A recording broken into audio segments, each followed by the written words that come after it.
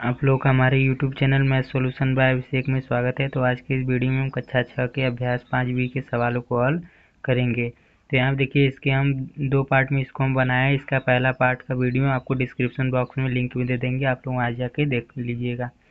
ये इसका दूसरा पार्ट है। तो यहाँ पे हम 5वां सवाल से करेंगे, उसमें हम चार सवालों को हल कर चुके हैं। तो 5वां सवाल देखिए दिया है, एक गुब्बारे का मूल्य x पैसे हैं। जैसे एक गुब्बारे का मूल्य x पैसे हैं, तो ऐसे 12 गुब्बारों का मूल्य क्या होगा। जैसे मान लीजिए कह दिया जाए कि कह दिया जाए यहाँ पे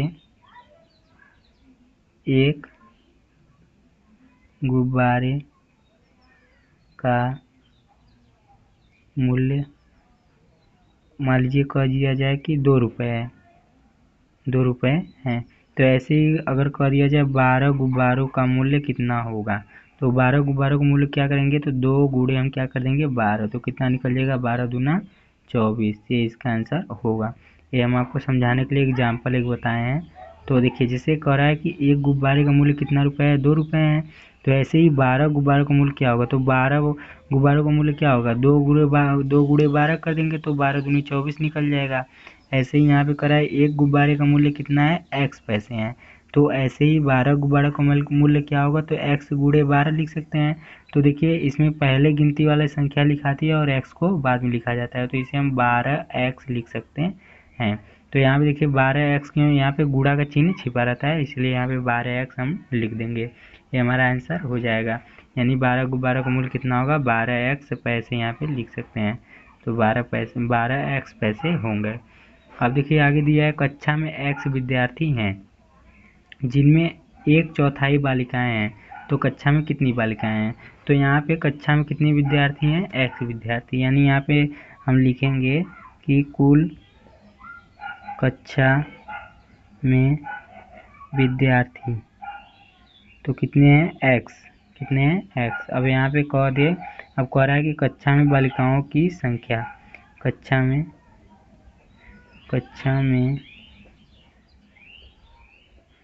बालिकाओं की संख्या। तो कक्षा में बालिकाओं की संख्या कह रहा है कि 1/4 है, यानी 1/4। तो देखिए कक्षा में अब पूछ रहा है कि जिनमें 1/4 बालिकाएं हैं, कक्षा में कितनी बालिकाएं हैं, 1/4। तो यानी 1/4 कर सकते हैं। अब कक्षा में कितनी बालिकाएं हैं, तो पहले x थे और उसमें कुल इतने यानी विद्यार्थी हैं, कुल विद्यार्थी इतने हैं और उसमें इतने बालिकाओं की संख्या है, तो 1/4, 1/4। तो अब कह रहा है कुल संख्या कितनी होगी, यानी कक्षा में कितनी बालिकाएं हैं। बालिकाएं पूरा निकालना है, तो x का 1 में गुणा करेंगे तो x होगा, और बटे नीचे 4 है तो 4 होगा, यानी x/4 बालिकाएं यहाँ पे लिख सकते हैं। तो इतना आंसर इसका होगा। कुल कक्षा में विद्यार्थी इतने थे, यानी कह रहा है कक्षा में x विद्यार्थी हैं। कक्षा में यहाँ पे कुल नहीं लिखेंगे, यहाँ पे कक्षा में x विद्यार्थी हैं और जिनमें 1/4 बालिकाएं हैं। तो कक्षा में कितनी बालिकाएं हैं, तो 1/4 यानी ये इसमें गुणा कर देंगे, या इसे हम डायरेक्ट यहाँ पे गुणा ना करके यहाँ पे हम x/4 यानी 1/4 यानी x/4 इसका मतलब होगा, क्योंकि x है तो x और कितना 1/, यानी 1/4। 1/4 मतलब होता है कि कोई भी संख्या, जैसे एक रोटी है तो एक रोटी का हम चौथाई करें 1/4 तो 1/4 होता है 1/4 का मतलब। ऐसे ही यहाँ पे x है तो x/4 हो जाएगा, यानी 1/4 का मतलब यहाँ पे x/4 हम लिख देंगे, यहाँ पे x/4 हो जाएगा। अब देखिए आगे दिया है, आगे देखते हैं। आगे दिया है कि संलग्न चित्र में एक वर्ग की भुजा a सेमी है। एक वर्ग की भुजा कितनी दी है, a सेमी। और वर्ग का परिमाप लिखिए। तो वर्ग का परिमाप कैसे लिखेंगे, पहले यहाँ पे लिखेंगे वर्ग का परिमाप का सूत्र। तो वर्ग का परिमाप बराबर क्या होता है, वो 4 गुणे 1 भुजा लिख सकते हैं या सिर्फ भुजा लिख सकते हैं। तो ये होगा। अब इस पर हम रखेंगे, तो वर्ग का परिमाप कितना दिया है, वर्ग का परिमाप यहाँ पे चित्र में दिया है कि एक वर्ग की भुजा a सेमी है, वर्ग का परिमाप यहाँ पे हो गया तो 4 गुणे, यहाँ पे लिखेंगे सूत्र में से 4 ले लेंगे, यहाँ पे गुणा।